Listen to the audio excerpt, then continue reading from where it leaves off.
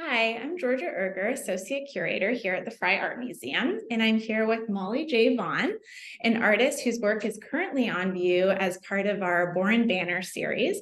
Her public artwork is on the facade of the museum on the Boren side of the building. Molly is a multimodal, multidisciplinary artist based here in Seattle, and she's known for her work which addresses issues within the trans community. Her work has recently been exhibited at the Seattle Art Museum, the Bainbridge Island Museum of Art, Mad Art Seattle, and the Block Museum of Art in the Chicago area, and finally, as well at the State of Fashion in Arnhem, Netherlands. She was the 2017 recipient of the Betty Bowen Award, and in 2018 presented a talk at TEDx Seattle about her ongoing project, Project 42, which memorializes transgender murder victims. So Molly, let's talk about your After Boucher series, which grew out of the work of Francois Boucher, and particularly his drawings, which are often overlooked in the canon of art history as compared to his paintings. Can you talk a little bit about what drew you to Boucher's work?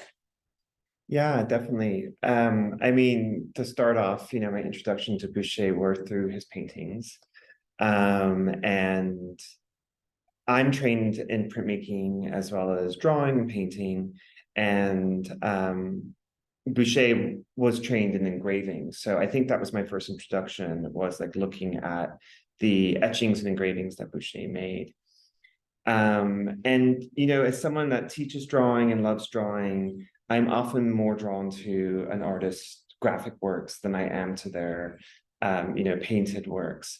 Another example is Seurat, who I think is a great painter, but for me, Seurat is truly the powerhouse of Seurat are the graphic works, the drawings. And my students actually do a project on Seurat's drawings because they're just they're just so fantastic, and they teach so much lessons and approaches to formalizing space and dimensionality, which I don't see in his paintings. And so for Boucher, Boucher's paintings are almost static in many ways. They are glorious to look at and to revel in. But when you compare this, like, not all of his paintings are static, but many of the most famous ones are static.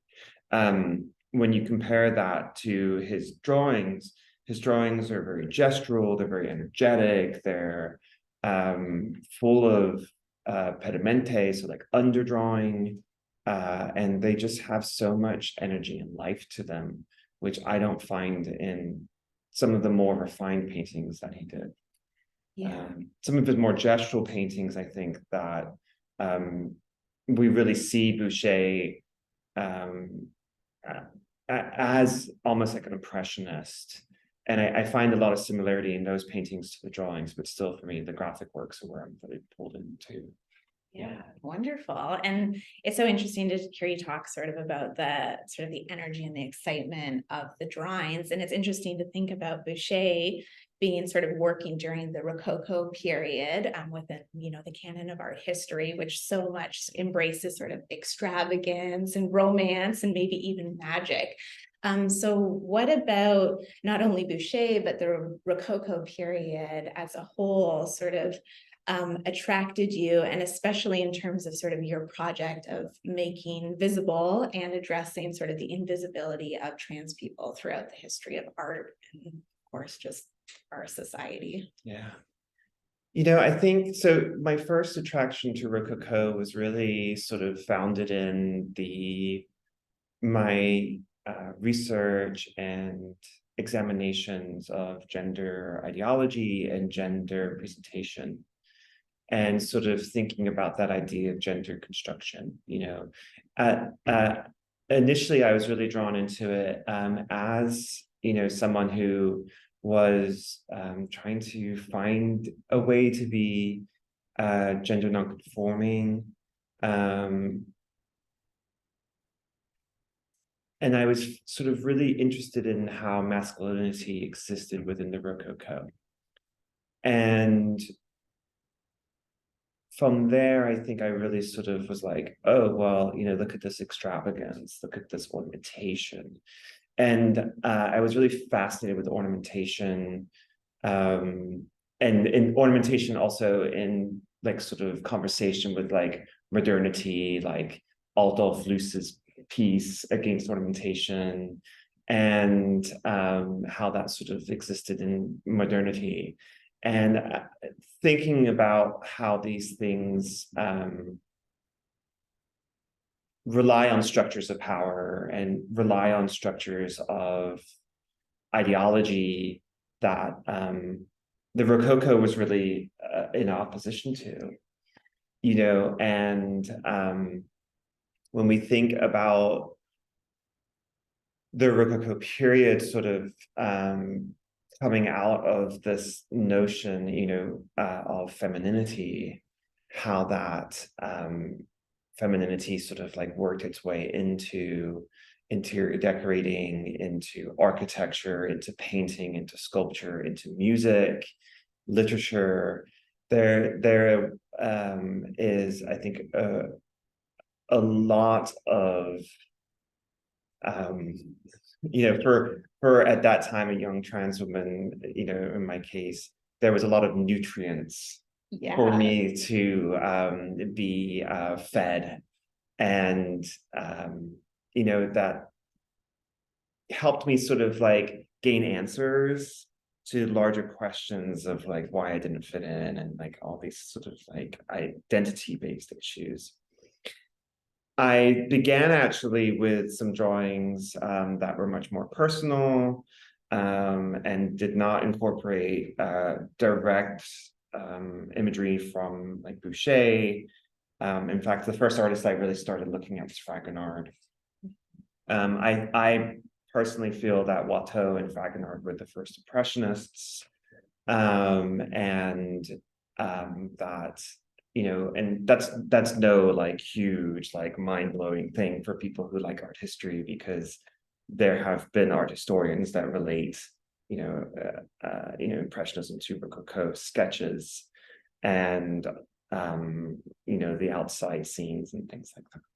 And so I think that from sort of my personal narrative into Fragonard, that's when I really started looking at Boucher and Boucher's drawings.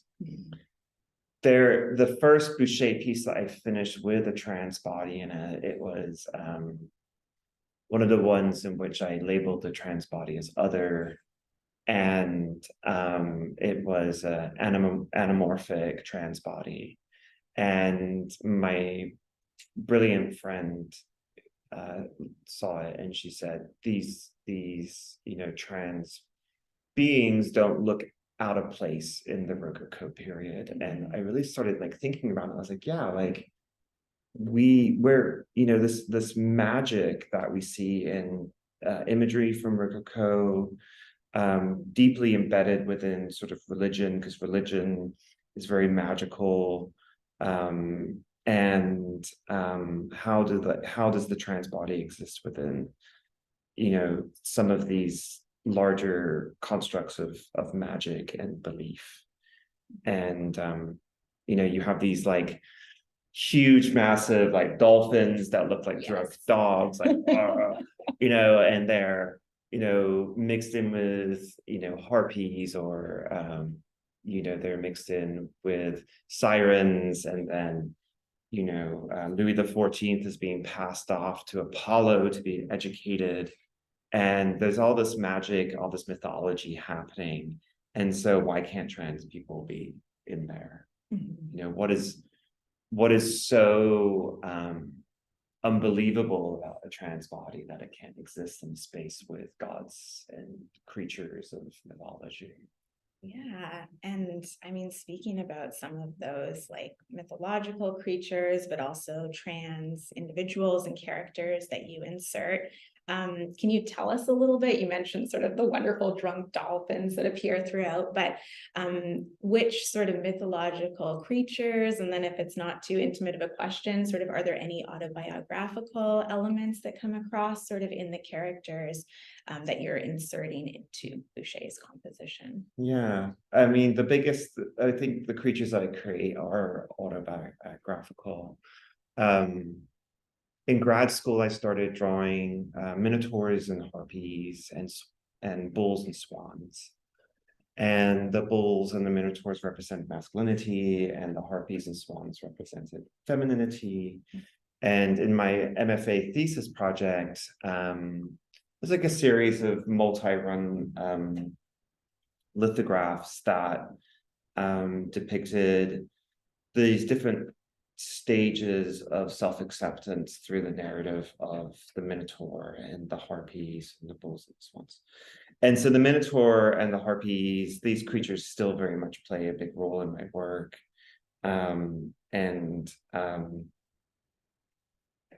For me, growing up, I didn't have this word transgender. And so, when I was about 5, and I first started thinking or recognizing that I, didn't feel right in my existence. Mm-hmm. I started praying to witches to asking witches to come and fix my body. And so obviously that didn't work. And when I was about 7, I had spinal meningitis. And all of my memories of that period are from outside of my body. And I created a narrative that when I left my body, that a woman's spirit jumped into my body. And so I was always constantly, even from like a young kid, trying to figure out why do I feel this way? What is the reason? And the term I ended up with was just like, you're a monster. And so with that sort of term in my head, that's where these monsters came from. I mean, and that's what's so sad about these LGBTQIA sort of movements in the schools and things, is that we can really help children not have to have that type of history. Mm-hmm. It's dreadful not knowing who you are and why you feel so different from other people, and it creates a lot of internalized narrative. Yeah. And I don't think it's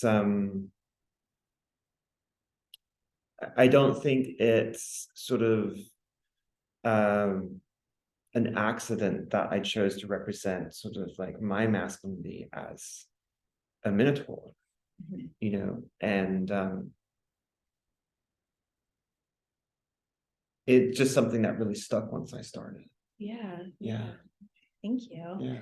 And then maybe we can just dig in a little bit to sort of the parameters and the process around this series. So you've mentioned that sort of from your early love of Boucher that you found a book by Alistair Lang that published sort of 60 plus different Boucher drawings. And then through this project after Boucher, you sort of are attending to each drawing and sort of course, creating your own drawing that, as you've been discussing, sort of inserts trans people and genderqueer characters into it. What sort of guides your process for sort of deciding which drawing to attend to at which time, or sort of how you treat sort of one? You work across so many different sort of medias in this project. Sort of what sort of guides your decision making about how to treat each individual drawing in the series? Yeah, so I think there's about 150 images in this book that I'm trying to recreate, and there's about 60 or 70 full page panels. Yeah. But then there's also other types of smaller sketches and sort of other images in the book that I'm also working on recreating. And I just kind of know all the drawings. Mm-hmm. from looking at them so many times, and they sort of pop into my head, and I'm like, oh yeah, there's that one I haven't really given attention to. Sometimes it's a matter of me thinking about one of Boucher's drawings and then being like, I don't know if when I found the solutions to that drawing, they were the right solutions. And I'll go back and revisit the drawing again. Yeah. So there's a few compositions that have 2 or 3 different versions. Interesting. Yeah. Because I'll think, I made I made this character as the trans character, and actually now when I think about it, it seems more appropriate that the trans character would be this figure. And so what my process has been is really like, if the drawing is very gestural and very fast on Boucher's end, I try to make my drawing very quickly and very gestural. If he created a much more refined drawing, then my goal is to make a refined drawing. And so some of the drawings that I've made have been literally like 30-minute drawings, and some of them have been 4 or 5 day drawings, just depending on what Boucher's refinement level was, and also like how I feel when I'm drawing it and reacting to it. In terms of the material nature, sometimes I sort of mimic the materials that he used, and sometimes I just think, no, this needs to be much more gay, and I'll use something completely different, just to like, I'll say everything must be magenta, or like everything must be, rainbow, or like whatever. So I somewhat manipulate Boucher's work in that way, and I would like to think he would be happy. I don't know if he would be, honestly, but I would like to think he would be. Yes. Yeah, because I think that's one really, of the many incredible things about these works is that it doesn't feel sort of jarring or disruptive. Like you've so carefully and thoughtfully thought about the composition, the content, sort of the people and the creatures and the scenery that are in each drawing. So it really is sort of this your integration of different bodies into the compositions feels so just sort of natural and right and organic. And I was going to ask you if you ever do think about, what Boucher would think about this work that really stems from his work, and in a way maybe is an homage to him. And you did mention that you hope he would be happy with it, and I think he would be. I think he would tell me like something like I can't draw or something. No, I mean, like, I think he would say, like, when I drew that line, it took me 10 seconds and it took you 30 minutes to discover that line. I mean, that's what's beautiful with the Bouchers, is that, like, especially with the gestural sort of pedimento, like the underdrawing, like you can feel his energy. And so when I try to not copy every single line exactly the same way, because then I'm not capturing like that essence that he had, but of course it wouldn't have been uncommon for a student to study, like the master's works. So I hope you'd like kind of pat me on my back, but then also be like, yeah, I really think that you need to work on your gestural marks or something. I mean, what's also, one of the things I carry so much from Boucher with me is, as a painter, is, when you look at this like gorgeous Boucher drawing and it's just like fantastic, and then you're like, no one has 5 fingers. Like everyone has like 2 fingers or 3 fingers, or there's like 1 toe on a foot, and you don't question it because it's just like so beautifully done. And I think we live in a world of hyper photorealism, even when we're not trying to be photorealistic, because of the way that imagery around us is portrayed at such a high level of resolution, finish, and that way it's so beautiful to go back to something like a Rococo drawing and look and say, like, this thing is so gorgeous because it lacks that sort of like Photoshop digital sort of information. It's just like a pure reaction. And I think that's what drawing does so well. I think drawing does that so well.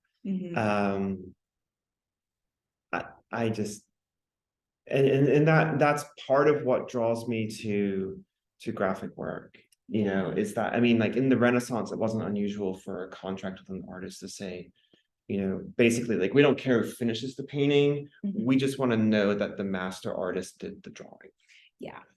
And I think that's a very sort of like important thing for us to recognize is that, Mhm. throughout history, the artist's hand has always been most visible, in the beginning of each work, Yeah. Yeah. Yeah. Yeah. Wonderful. Okay.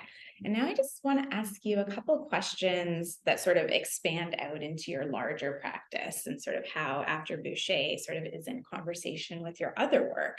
And of course, in After Boucher, but then in other sort of series like Her Body, where you're very sort of autobiographically depicting your own body, you are very sort of open in those depictions and sort of revealing your own medical history. Can you sort of talk a little bit about sort of your decision and the necessity and really the generosity to us as viewers to be so, again, just vulnerable and open in your artwork? Yeah, I mean, I think that I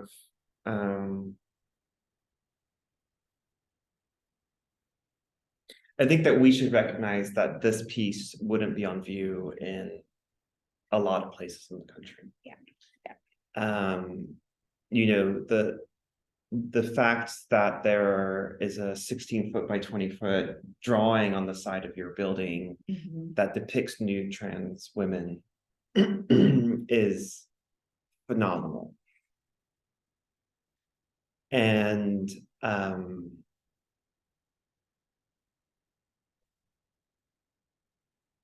there's so much being lost right now that I feel that the necessity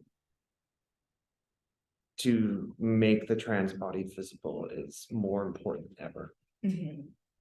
Yeah. When I decided to do like the surgery paintings and the surgery drawings, I'm fascinated with my body. And that comes out of just being like a figurative artist. And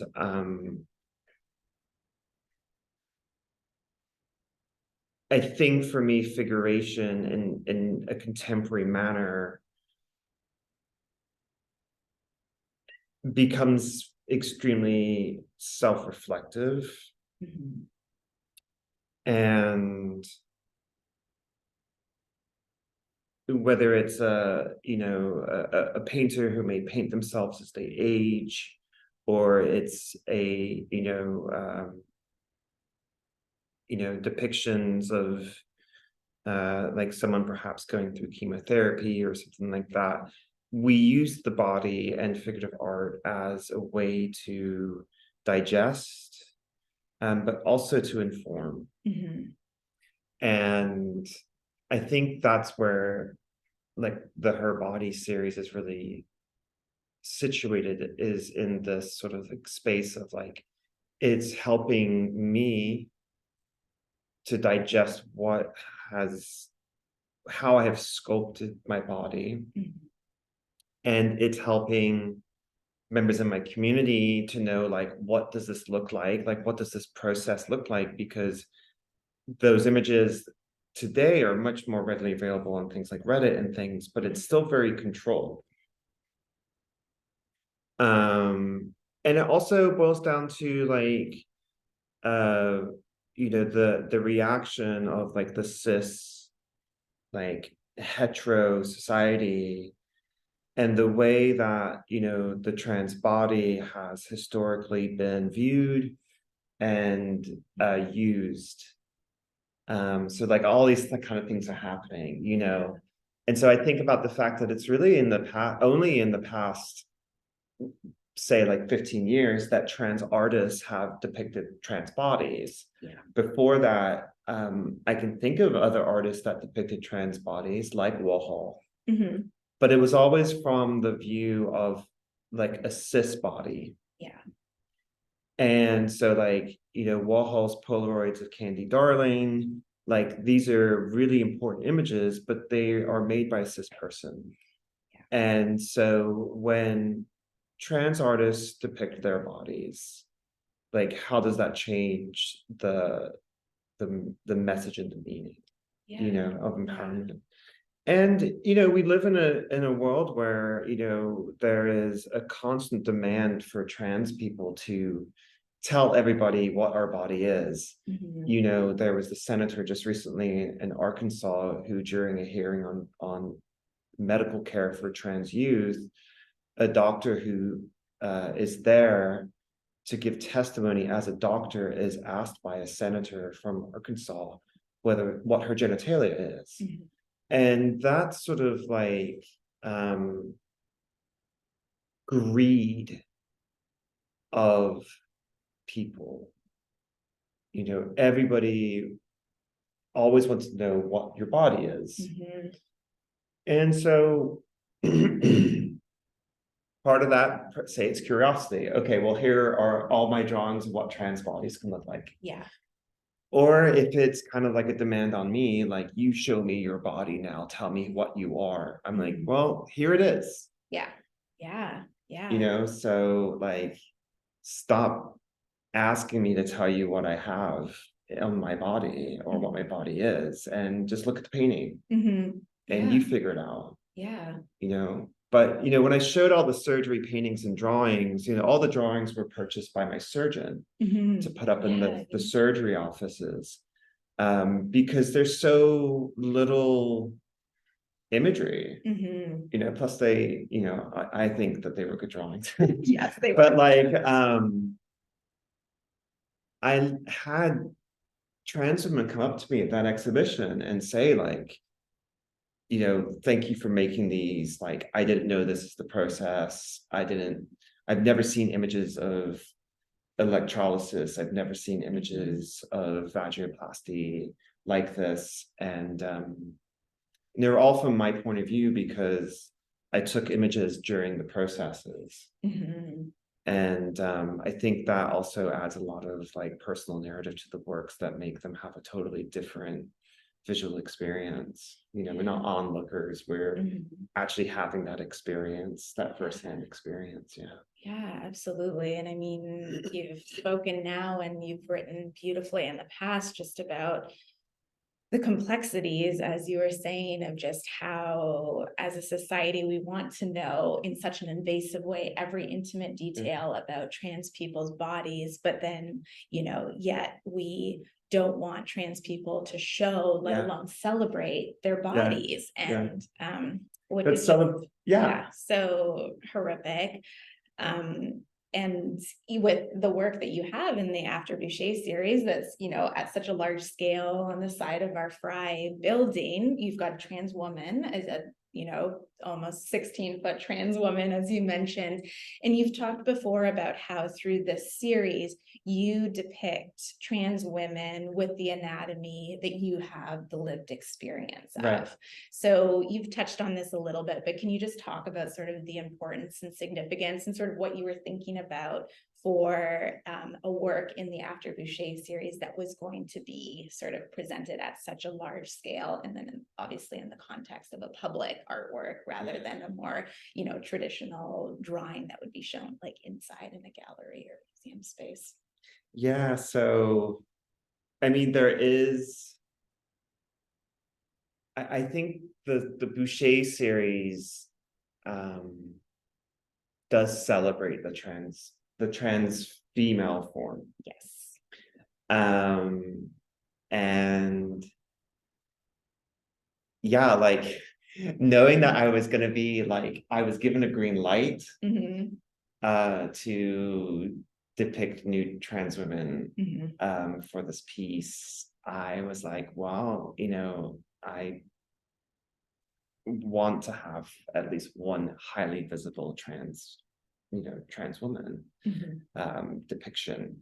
And it was about like, I think it was really about like halfway through the series that I began to allow my brain to say, like, the trans bodies don't have to be anamorphic. You know, because I was working within this context of like other. And so then I thought, well, why can't, you know, I mean, it doesn't sound like mind-blowing, right? But like in my, it was, I think it's almost like part of the role of self-acceptance. Like the trans bodies don't need to be monsters, right? Yeah. And so to depict a trans woman on the side of this building, like, I think, I wanted her to be visibly trans. I wanted her to be not othered. Yeah. I very specifically choose as an artist to only depict my body or bodies I have, like the body I had a lived experience in, because I think that it is extremely important to ensure that what I'm speaking to is accurate because I know it's accurate, and B, that I'm not, tokenizing, obviously, but also that I'm not trying to take away someone else's opportunity to depict themselves. And that's like a little bit of a larger question, because then there are questions like, well, why don't you depict trans men? And why are all your trans women depicted in like a European body? And those are valid and honest and true questions. Yeah. But it is purposeful, because I believe that I only have this experience, and so I only want to speak to that experience. And that's the same with Project 42. How Project 42 functions is that it's designed and built in such a way that the memorial objects and actions that we do never try to imagine who the person we're memorializing was. And so when I knew that I had this chance, I was like, oh my goodness, like, and are they really going to let me do this? I'm talking with museums right now in the South that are like, we like your work, we know your work, we want to show your work, and we cannot show your work just because it deals with trans issues. And so then you said to me, you can do whatever you want. And so, Well, we're so grateful. We talked earlier, and it's a true question, which is like, at what point will the shipment of my work perhaps cause issue? And it's so, it's so impossible to kind of like grasp when I talk to people that they don't know what's going on, because it's like every day, all day, it's the only news I get. And we have, I think last I read, there are 306 anti-trans bills in legislation right now in the country. They won't all pass, thankfully. Some of them will get adapted. So it'll be like a horrendous bill, but then, there's, attempts to like lower the impact. And so something will change in the language so it's not as bad, which is part of the legislative point. If I want to write a law that's hateful and bigoted, if I make it so extreme that even a variation of it was still going to give me what I want, then I'm going to roll with that. And so, literally talking to curators who are like, we cannot run the risk of showing, with Project 42, showing garments that have abstract patterns on them that talk about violence against trans women. Like, we cannot run that risk. And that is the honest truth of like what's happening in our society right now, is that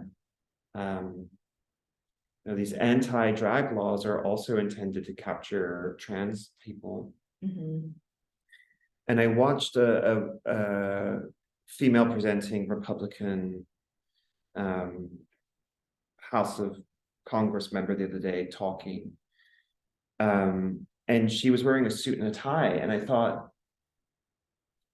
are you not aware of where these laws you're writing are heading?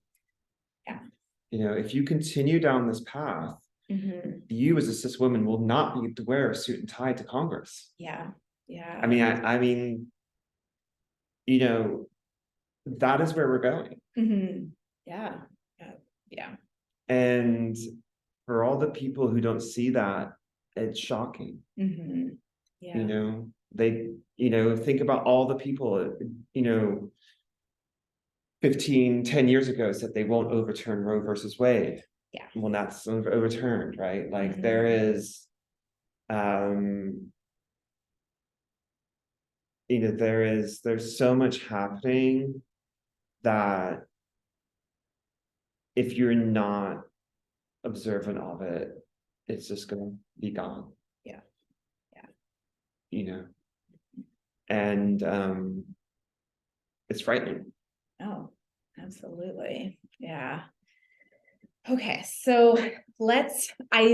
no, That's no, my work. I mean, absolutely. that's the work, that's the point of the work, is to speak to this stuff, because and I think, as we've discussed, the utilization of historic imagery gives me a space in which I can present work that is really challenging. Yeah. I would imagine like 95% of people who walk by the banner don't recognize that there are trans bodies. Yeah. And there's so many different experiences of that banner too. People walking by, people driving by. Right. Yeah, it's really interesting to think about people's different sort of experiences with it. But when members of my community know that it's there and they go and see it, yeah, it's a totally different experience. It is. Yeah. And so I think that and that was one of the reasons why with Project 42 I chose abstraction, because people could be pulled in and then they could discover what it's about. And with Boucher, I'm kind of doing that same type of action where I'm kind of being sort of gentle in a way. Yeah. But her body is not gentle. Yes. Yeah. That series of work is very much, yeah. This is what post-surgery I look like.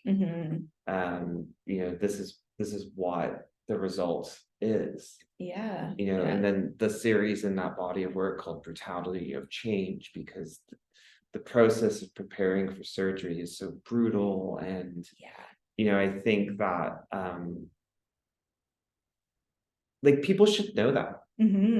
Oh yeah. So that when they stand there and they accuse us of stuff, of just adopting femininity and womanhood, they should know that those of us who do choose to go that route, that it's not an easy route. Yeah, no. And it doesn't just like click and you're done. Like it's months of pain. Yeah. At least it was for me. Other people not so much, I suppose, but for me it was. Yeah. And I mean, I think that's depicted in that Her Body series. And it's nice to live in the Boucher series where I don't have to. Yeah. So maybe one final question is, and we've kind of been building up to this, but it's interesting to think about these three projects that you've been talking about throughout the course of this talk. We've got After Boucher, Her Body, and Project 42, and these are all sort of long-term ongoing series. And I'm curious about how sort of they interact in conversation with each other. As you were mentioning, it sounds like sort of research and ideas from one sort of cross-pollinated against others. And then, of course, the fact that they're these long-standing projects that are happening sort of in tandem with all of the sort of social issues we've been talking about, when trans rights and women's rights are sort of on this parallel journey of eroding. And yet there's these moments of sort of resistance that are happening, like in the past 10, 15 years that you've been talking about. Just sort of how do all those sort of conversations interweave across your practice and your life?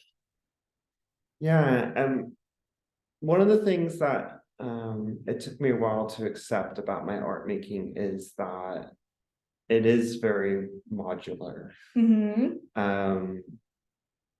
What I do in textiles isn't usually what I do in lithography, isn't usually what I do in painting. And I actually just got a book the other day on Tim Rollins, who was one of my professors. And he said to me once when I mentioned that when I was much younger, that they don't have to be this, you don't have to make a painting that looks like your drawing, that they can do, that you can be on these totally different paths. And accepting that was really important for my sort of development as someone who makes art, as an artist. And there are these core underlining themes. And the body is one of them. And trans rights is another one. And, so I do tend to work in really long series. So Project 42 was started in 2012. It's halfway done. After Boucher, if you really look at it as an extension of Diluted, which I did in graduate school, like Diluted, I did in 2009, and I'm still working with the same type of imagery and the same type of ideas.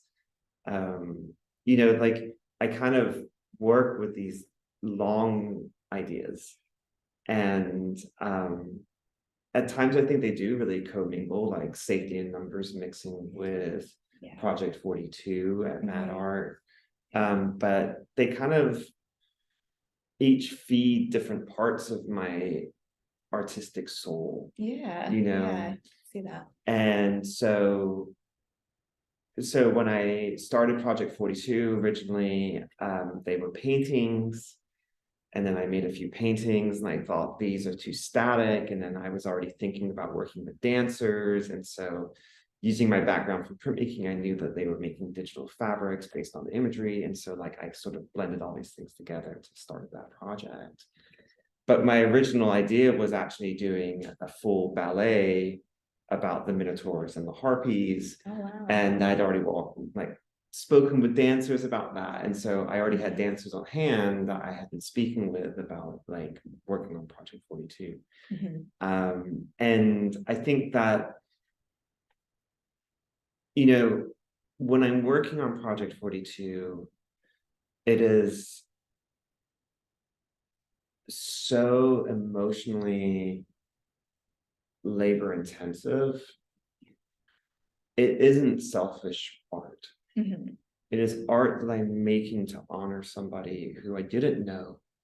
And there's like such a tremendous responsibility to make sure that I've checked every single movement that I make to ensure that that is done with respect.